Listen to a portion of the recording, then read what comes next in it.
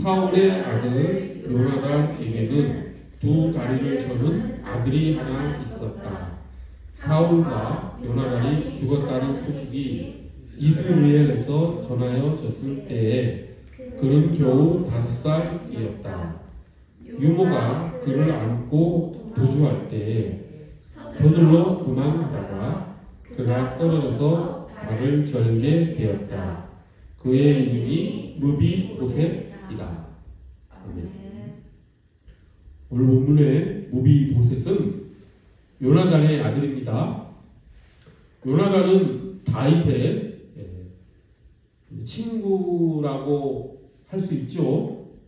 성경에 나오는 가장 아름다운 우정을 다윗과 요나단 사이에 그 우정이 있었다는 것을 우리가 잘 알고 있습니다. 그런데 요나단은 사울의 아들이지요. 그래서 본문에 나오는 무비보셋은 사울의 손자입니다. 그래서 사울의 아들이 요나단이고 요나단의 아들은 오늘 본문에 무비보셋인 것이지요. 근데 오늘 본문의 상황이 어떤 상황이냐면 사울과 요나단이 블레셋과의 전쟁에서 죽었다는 소식이 지금 무비보셋이 사는 곳에 기브온이라는 곳에 살고 있었는데 지금 이스라엘에서 본문 이스라엘에서 그러니까 이스라엘에서 전쟁이 벌어졌었고 그곳에서 사울과 요나단이 전사했다라는 소식이 기브온 지금 무비보셋이 살고 있는 곳에 전해진 것으로 오늘 본문의 사건이 시작이 됩니다. 아주 비극적인 일이죠. 이렇게 전쟁에 졌다라고 하는 것은 무슨 의미입니까? 이제 약탈을 당한다. 당시 고대 사회는 정복 국가 사회였고 경제 또한 약탈 경제가 횡행하는 시대였기 때문에 전쟁에서 졌다라고 하는 것은 이제 약탈을 당한다. 목숨을 부지하기 어렵다라고 하는 것을 의미하는 것입니다. 그렇기 때문에 이제 무비보셋을 이제 양육하고 있던 유모 그리고 거기 기브온에서 살고 있던 그 사울의 왕궁이 있었던 곳이죠. 그곳에 있는 사람들은 마음이 얼마나 다급했겠습니까? 목숨이라도 부지해야 된다는 그런 다급한 생각에 유모가 무비보셋 그때 5살이었습니다. 무비보셋을 안고 달리다가 급한 마음이니 달리다가 서두르다가 그만 넘어지고 무비보셋은 다리가 부러집니다. 그래서 불구자가 되었다라고 하는 내용이 오늘 본문 내용이지요. 아주 비극적인 그런 장면입니다. 자, 그리고 이 무비보셋은 그 이후에 성경에 2번 더 기록이 됩니다. 이 무비보셋은 요단강을 건너서 블레셋이 쳐들어오기 힘든 요단강을 건너서 로드발이라고 하는 마을로 가서 숨어 지냅니다. 그렇게 오랜 세월 10수년을 숨어 지내는 동안에 이제 이스라엘의 왕은 누가 됩니까? 다윗이 되지요. 그래서 다윗이 왕이 되고 나서 정치를 잘 하죠. 군사력도 강하게 양성을 하고 블레셋도 물리치고 주변의 여러 나라들도 점령을 하고 그런 나라를 안정을 시킵니다. 그리고 나서 이제 다윗은 사울의 일가 사울과 관계된 사람들이 있는가라고 신하들에게 이제 묻지요. 그래서 사울과 관련된 친족들이 있다면 이곳으로 예루살렘이겠죠.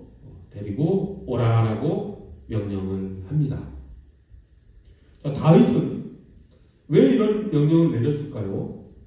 그 의문을 가지고 다윗이 그 명령 내린 그 이유가 무엇인지 그 의문을 가지고 그 이후 사건을 좀 살펴보기 원합니다.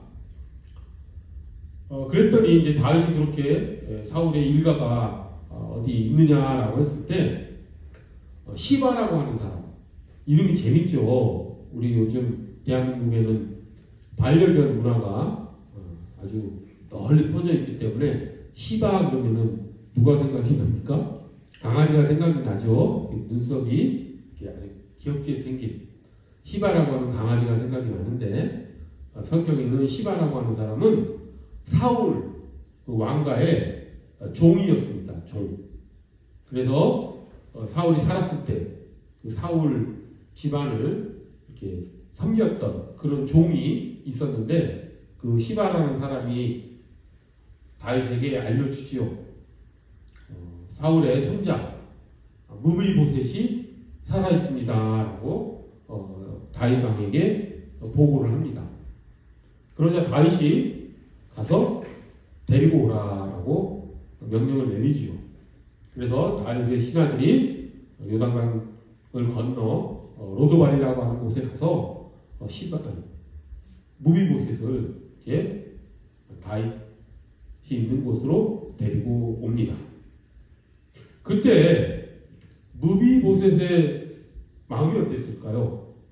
우리가 성경을 읽을 때 그 감정이입을 그 성경에 기록되어 있는 인물들의 그 심리 그리고 마음, 이런 것들에 대한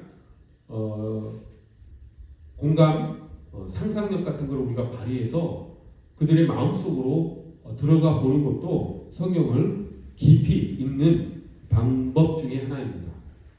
성경은 그렇게 좀 넓게 여백이 많게 기록되어 있지요. 아주 시시콜콜하게 모든 것을 다 기록한 그런 책이 아닙니다. 성경은 아주 여백이 많게끔 우리가 그 성경 그 세계로 참여에 들어가서 그 등장인물과 성경의 인물들과 대화도 하고 또 그들의 마음속을 들어가 보고 하는 그런 것들을 허용하는 것이 성경이지요. 그것을 통해서 하나님께서는 우리가 하나님과 더 깊은 대화를 하기를 원하시는 것입니다. 자, 그런 생각으로 그때 무비보셋의 마음은 어땠을까 한번 우리가 생각해 보자는 것입니다. 지금 무비보셋은 요단강 동쪽 로드발에서 어떻게 살았습니까? 그 무비보셋의 이 세계관은 그의 어떤 세상을 살아가는 그 마음은 어땠겠습니까? 대단히 비관적이었겠지요. 낙관적인 상황이 아니지요. 5살 때 아버지와 할아버지가 동시에 돌아가시고 또 자신은 불구가 되고 그 화려했던 왕궁에서의 삶은 뒤로 하고 그리고 이제 사람들이 찾지도 않는 자기가 어디에 살지도 모르는 공백한 곳에서 지금 살고 있는 자신의 처지 그런 것들 때문에 아마 무비보셋은 비관적인 그리고 아주 낙담한 절망적인 그런 세계관을 가지고 그런 생각을 가지고 살았을 것이라고 우리가 추론할 수 있죠. 아마 거의 90% 이상 그렇게 살았을 것이라고 생각이 됩니다. 이때 나이 이제 무비보셋이 다윗에게 가는 때 이때 나이가 10대 후반 정도 되지 않았을까 생각이 됩니다. 그때 이제 로드발에 있는 무비보셋에게 다윗이 자신을 찾는다는 소식 그리고 자기를 데려간다. 다윗에게로 이제 데려간다라는 그런 소식이 들리고 이제 불구였으니 이제 당나귀라든지 다른 어떤 짐승을 타고 가축을 타고 예루살렘으로 향하고 있었겠지요. 그때 무비보셋의 마음이 어떻겠냐라고 하는 것입니다. 대단히 즐거웠을까요? 아마 즐겁지는 않고 두려웠을 것입니다. 왜냐하면 그 당시 이스라엘뿐만 아니라 전 세계 역사 어디를 찾아봐도 새로 등극한 왕이 전 왕의 자손들이나 일가족을 가만 놔두는 법은 거의 없습니다. 왜 그렇죠? 반란을 잠재우기 위해서 그렇죠. 항상 새로운 왕이 들어서면 그 잠재적 반란 세력들이 있게 마련이고 그들이 힘을 얻으면 구심점을 이제 전 왕의 자손들에게 구심점을 두고 그리고 반란을 일으키지요. 그렇기 때문에 새로운 왕은 전 왕들의 가족들을 가만두지 않습니다. 우리나라 역사를 보더라도 흔한 일이지요. 아주 가까운 조선시대만 생각해도 그런 일들이 비일비재하지 않았습니까? 형제간에도 서로 죽이고 하는 일들이 정말 많이 일어났지요. 그러니 지금 다윗의 호출에 지금 다윗에게로 가고 있는 무비보셋은 어떤 마음이 들었겠습니까? 이제 나는 죽을지도 모른다 라는 그런 생각을 하고 올라갔겠지요. 게다가 다윗과 사울의 관계는 어땠습니까? 사울이 10여 년을 다윗을 죽이려고 추격하는, 그래서 다윗은 광야에서 엄청난 고난을 겪으면서 살았던 그런 사울과 다윗의 관계가 있었죠. 그러니까 사울과 다윗은 서로 적대적인 관계, 원수라고 하더라도 틀린 말이 아니지요. 그런 사울과 다윗의 관계를 생각했을 때도 무비보셋은 불안한 마음을 감추지 못했을 것입니다.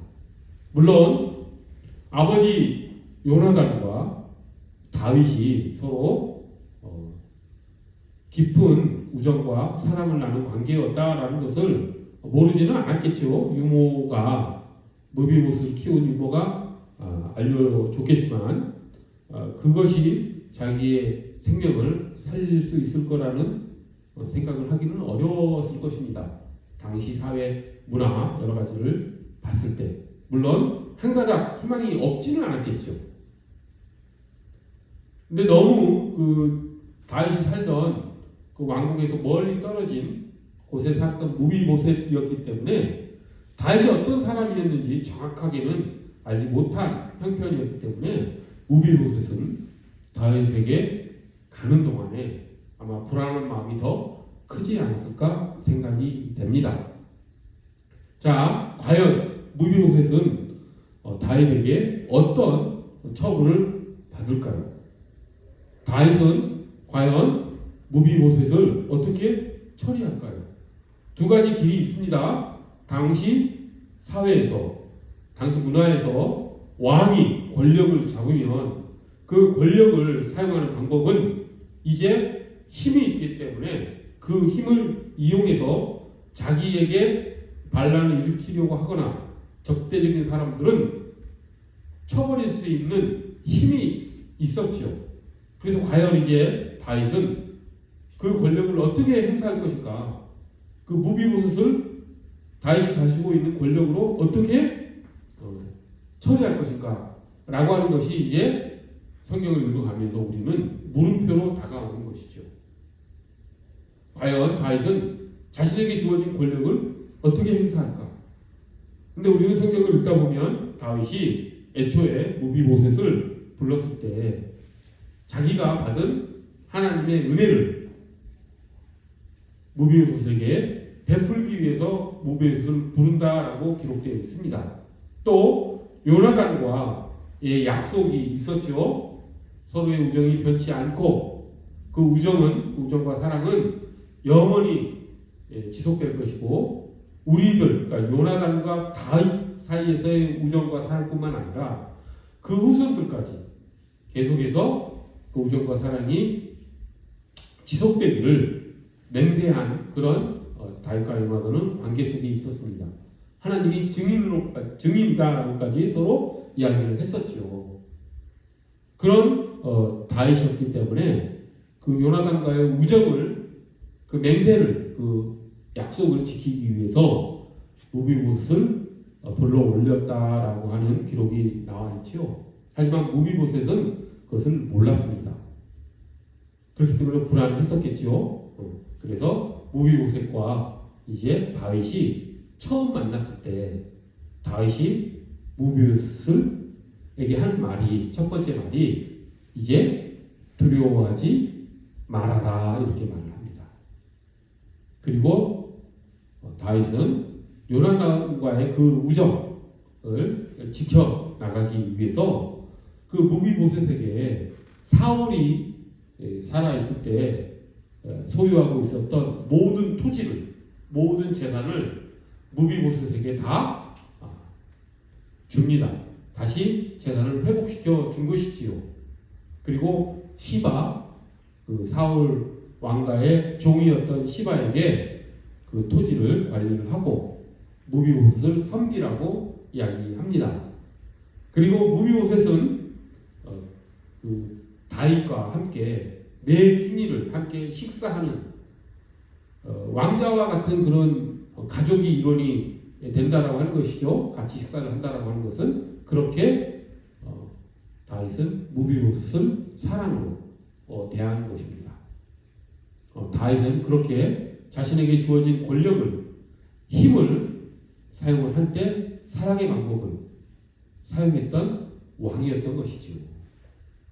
우리가 다윗을 이야기를 할 때 가장 유명한 다윗에 대한 어떤 평가는 하나님의 마음에 합한 자다라고 하는 그런 평가를 하지요.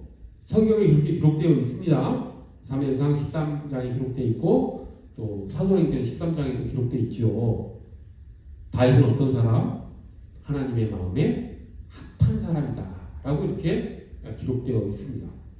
자, 우리는 이 장면에서 다윗이 왜 하나님의 마음에 합한 사람이었는지, 왜 다윗이 하나님의 마음에 맞는 사람이었는지를 안다라고 하는 것이죠. 세상은 자신이 권력을 주면 그 권력을 이용해서 사람들을 통제하고 조종하고 관리함으로써 자신의 힘을 유지하려고 하는 것이 세상의 상식입니다. 인류 역사가 그렇게 진행되어 왔지요. 그런데 다윗은 자신이 왕권을 줬음에도 불구하고, 권력을 쥐었음에도 불구하고 그 권력을 하나님의 방법으로 사용할 수 있는, 사용했던 그런 사람이었던 것입니다. 그렇기 때문에 다윗은 하나님의 마음으로 세상에 자신의 행동을 했던 그런 사람이었기 때문에 다윗은 하나님의 마음에 합한 사람이었다, 이렇게 이야기할 수 있는 것이지요. 그렇게 다윗처럼 우리도 하나님의 마음을 가지고 살아가는 우리 모두가 되기를 간절히 소원합니다. 자, 무비보셋과 다윗의 관계는 이것으로 끝난 게 아닙니다. 그 이후에 나오는 무비보셋과 다윗의 관계는 정말 반전에 반전을 더해갑니다. 아주 드라마틱하게 전개가 되지요. 자, 어떤 일이 벌어지냐면 이제 그렇게 무비보셋과 다윗이 한 가족과 같이 몇 끼 식사를 같이 하면서 마치 다윗의 아들들과 같이 무비보셋이 다윗 궁궐에서, 왕궁에서 살던 이제 그런 시절이 지나고 있었죠. 근데 정말 비극적인 일이 벌어집니다. 어떤 일이 벌어지냐면 다윗의 아들 압살롬이 반란을 일으키죠.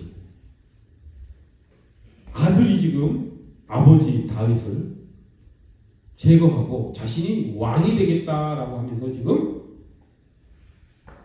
전쟁이 벌어진 것입니다. 초반에 형세는 다윗에게 불리하게 전개가 되죠. 그래서 다윗은 예루살렘에서 도망할 수밖에 없는 그런 처지에 빠집니다. 그래서 도망하지요. 도망합니다. 자, 그래서 다윗을 믿고 따랐던 사람들은 다 다윗과 함께 예루살렘에서 다 함께 도망을 갑니다. 그때 시바도 다윗에게 와서 함께 다윗과 함께 도망 가지요. 그때 시바가 이제 나귀 2마리 그리고 포도주 또 빵 그리고 여러 가지 여름 과일들 이런 것들을 잔뜩 가지고 이제 도망 준비를 하고 다윗에게 나오니까 당연히 다윗은 시바에게 물어보죠. 무비보셋은 어디 있느냐 이렇게 물어봅니다. 그러자 시바의 얘기가 아주 청천벽력 같은 얘기를 합니다. 무비보셋은 배반했습니다. 무비보셋은 왕을 배신하고 자신이 이제 왕이 될 수도 있다는 그런 생각으로 지금 왕을 배반했습니다. 그래서 저와 함께 나오지 않았습니다라고 보고를 합니다. 그래서 다윗이 별말 없이 그렇다고 한다면 앞으로 사울 왕가의 그 모든 토지와 재산은 내가 가져라라고 하고 함께 도망을 가지요. 그렇게 해서 압살롬과 다윗 간의 전쟁이 이제 벌어지지요. 근데 누가 승리합니까? 다윗이 승리를 하지요. 그리고 그 과정에서 압살롬은 전사합니다. 사망합니다. 그리고 다시 이제 다윗은 예루살렘으로 돌아오지요. 그 돌아올 때 무비보셋이 다윗 앞에 나타납니다. 두둥이죠. 정말 배반했던 자기를 배반했던 자기가 그렇게 사랑으로 품었던 그 무비보셋이 다시 지금 자기가 예루살렘으로 돌아오니까 그때서야 자기 앞에 무비보셋이 나타난 것입니다. 다윗이 궁지에 몰렸을 때는 예루살렘을 도망갈 수밖에 없었던 그런 처지에서는 자기를 버리고 갔던 무비보셋이 다시 다윗이 왕이 되자 이제는 자기 앞에 나오는 모습을 지금 다윗이 본 것이지요. 그때 다윗이 이제 물어봅니다. 너는 어찌하여 내가 예루살렘을 떠날 때 나와 함께 하지 않았느냐라고 물어봅니다. 그때 무비보셋의 대답이 이게 또 반전입니다. 요즘 영화가 흥행에 성공하려면 반전 어떤 플롯이 구성돼야 되죠. 성경에도 그런 내용들이 간혹 나오는데 그때 참 반전 이때 무비보셋의 대답이 대단히 큰 반전을 이룬 대답을 하죠.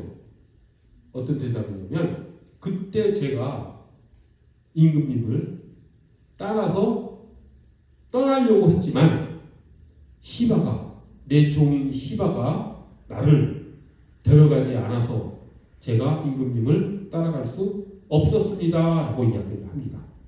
그럴 수밖에 없었던 것이 무비보셋은 불구이지 않습니까? 그래서 말이나 나귀 이런 짐승을 타지 않으면은 가축을 타지 않으면은 다윗을 따라갈 수가 없지요. 그런데 시바가 무비보셋을 따돌린 것이죠. 그래서 무비보셋은 다윗과 함께 가고 싶었으나 갈 수 없었던 것이죠. 그렇게 무비보셋이 다윗에게 이야기를 합니다. 자, 우리는 여기서 둘 중에 한 명은 거짓말을 하고 있다는 것을 확실하게 알 수 있죠. 시바가 거짓말을 했는지 아니면 무비보셋이 거짓말을 했든지 둘 중에 한 명은 분명히 거짓말을 하고 있는 것을 우리가 알 수가 있습니다. 그런데 성경을 아무리 읽어봐도 누구의 말이 진실인지는 누가 거짓말하고 있는지는 기록하지 않습니다. 그리고 다윗이 그 상황에서 내린 처분도 판단도 우리가 세상을 살아갈 때 하게 되는 그런 상식적인 판단과 완전히 다른 판단을 내립니다. 그래서 다윗이 하나님의 마음에 합한 사람인 것이죠. 이 상황에서 세상의 생각과는 다른, 세상의 판단과는 다른, 세상의 상식과는 다른 결론을 내리고 처분을 두 사람에게 내립니다. 그것이 하나님의 마음에 합한 판단이고 판결이었던 것이지요. 다윗이 괜히 하나님의 마음에 합한 사람이라는 그런 평가를 듣는 게 아니라고 하는 것이죠. 그때 다윗은 과연 어떤 판단을 하고 어떤 판결을 내렸을까요? 그때 다윗은 무비보셋과 시바를 동시에 부르고 증인들을 소환을 하고 대질 신문을 시키고 증거 조사를 하고 해서 누가 거짓말을 하고 있는지 결정 내리지 않습니다. 그리고 무비보셋에게 그렇다면 너와 시바가 그 재산을 반으로 나눠서 각자 가지거라라고 이야기를 하죠. 자, 어떻습니까? 다윗의 판단이 상식적이지 않죠? 말이 안 되는 것 같죠? 정의를 바로 세우지 못한 판단이라고 생각이 되죠? 그렇지 않습니까? 세상적인 생각으로는. 그런데 다윗은 왜 그렇게 그런 누가 거짓말을 하고 있는지, 누가 진실을 말하고 있는지를 왜 판단을 하지 않았겠습니까? 이것은 성경에 기록되어 있지 않습니다. 그리고 정답이 정해져 있는 것도 아닙니다. 왜 그때 다윗이 그런 판단을 했을까? 거기에 대한 생각은 성경을 읽는 사람마다 다 다르게 할 수가 있습니다. 우선 생각되는 것은 이런 생각을 할 수가 있습니다. 어떤 생각을 할 수 있냐면 당시 다윗의 그 마음을 들여다보면 다윗이 얼마나 비참한 생각을 하고 살았겠습니까? 그 당시 아들에게 지금 자기가 나라를 뺏기고 아들이 반란을 일으켜서 자기를 죽이려고 하는 그런 처지에 다윗이 빠졌었지요. 그리고 그 자기 아들인 압살롬이 반란을 일으켰을 때 다윗에게 충성을 다했던 신하들, 친구들, 자신과 광야에서 함께 생사고락을 같이 했던, 고난을 함께 했던 그 친구들이 자기를 배반하고 떠나갔었죠. 그리고 서로 전쟁을 했었죠. 그러니 다윗의 심정이 어떻겠습니까? 비참했겠죠. 그런 마음을 가지고 지금 있는데 시바와 무비보셋이 자기가 한 말이 진실이다, 저 사람이 거짓말하고 있다 라고 하는 그런 분쟁, 다툼이 일었을 때 다윗이 거기에 적극적으로 나서고 싶은 마음이 없었을 수도 있었겠지요. 그런 심정 때문에 그렇게 판결을 내릴 수도 있었겠지요. 이게 성경에 기록된 내용이 아니라 우리가 상상력을 발휘해서 그렇기 때문에 다윗이 그런 판결을 내렸을 것이다 라고 생각해 볼 수 있다라고 하는 것입니다. 그렇게 생각할 수도 있습니다. 하지만 이거를 좀 더 다윗이 하나님의 마음에 합한 사람이다 라고 하는 그런 생각을 가지고 다윗이 왜 그런 판결을 내렸는가를 우리가 좀 추적해 들어가면은 이런 것이죠.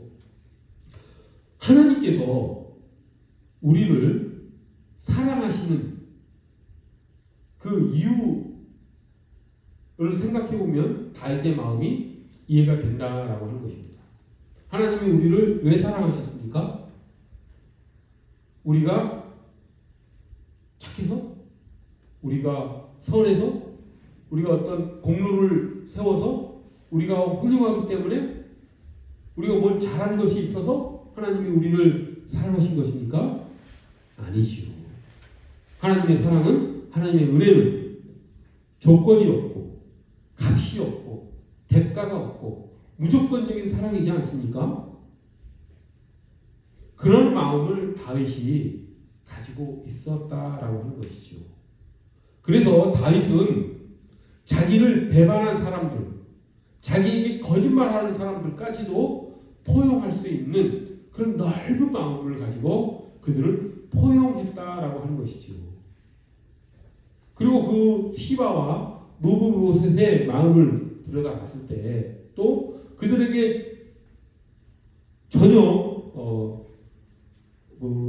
다윗이 좋게 보지 못할 마음만 있는 것이 아니었죠. 시바는 자기 주인인 무비보셋을 따돌리고 다윗을 따라가긴 했지만 어찌됐든 다윗이 어려운 처지에 빠졌을 때 시바는 자기의 모든 것을 걸고 만약에 압살롬에 의해서 다윗이 죽으면 시바도 어떻게 됩니까? 함께 죽는 것이죠. 그런데 다윗 편을 들었죠. 시바는. 그러니 다윗은 그 시바의 예쁜 모습, 자기에게 충성하는 모습을 평가해 줄 수도 있는 것이죠. 그리고 무비보셋도 마찬가지죠. 그 무비보셋의 말을 들어보니까 무비보셋의 말이 맞는 것 같은 정황 증거들이 많이 있습니다. 무비보셋이 자기 앞에 나와왔을 때 무비보셋은 옷도 갈아입지 않고 수염도 깎지 않고 발도 씻지 않고 그저 그냥 아주 어려운 기간을 다윗이 예루살렘을 빠져나가 압살롬과 전쟁하는 동안에 무비보셋도 그렇게 뭐 반란을 또 준비한다든지 자기가 왕이 되겠다, 사울의 뒤를 위해서 왕이 되겠다라고 하는 그런 어떤 계책을 세우고 그것을 실행에 옮기는 그런 과정에 있는 사람이 아니다라는 것이 다윗이 한눈에 봤을 때 딱 느껴지는 그런 행색이었기 때문에 무비보셋이 진실을 말하고 있다라고 하는 것을 또 다윗이 판단했을 것입니다. 제가 생각하기에도 그렇게 판단이 됩니다. 그런 것을 다윗은 또 봤겠지요. 그렇기 때문에 다윗은 시바가 한 잘한 일, 또 무비보셋이 한 잘한 일, 그것을 가지고 그들을 포용했다. 그들이 거짓말을 했다 하더라도, 그들이 위선적인 행동을 했다 하더라도 다윗은 포용해 버린 것이죠. 그 이후에 어떻게 시바와 무비보셋이 살았는지는 성경에 기록되어 있지 않습니다.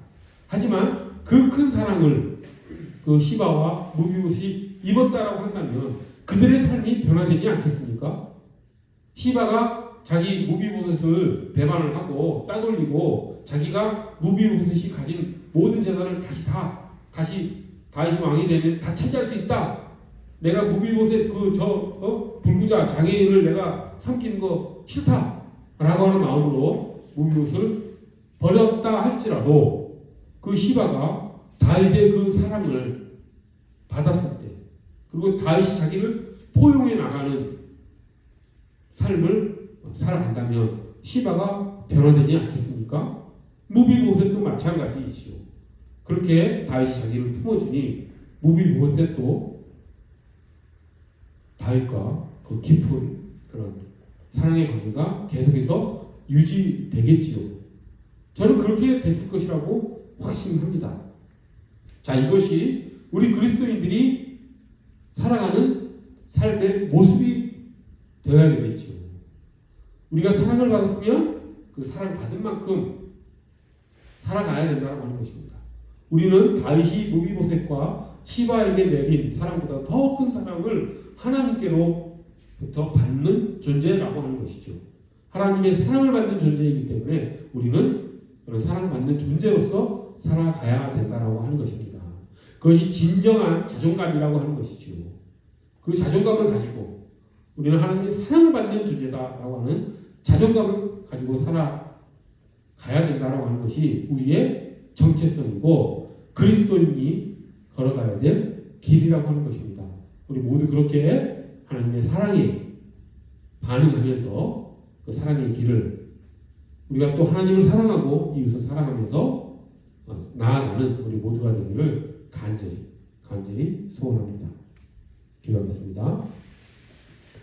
거룩하고 자비로우신 하나님 아버지, 다윗이 하나님의 마음에 합한 자였다라고 하는 것이 무엇 때문이었는지 우리가 오늘 말씀을 통해서 알게 되었습니다.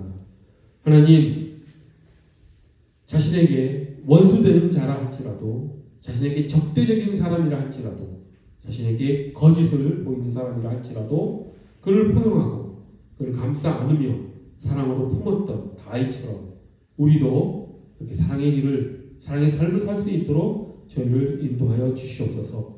저희가 그렇게 살 수 있는 이유는 저희가 하나님으로부터 큰 사랑을, 값없는 사랑을, 한량없는 사랑을 받았기 때문임을 저희가 고백하오니 저를 그 길로 인도하여 주시옵소서. 감사드리오며 귀하신 예수 그리스도의 이름 받들어 기도드립니다.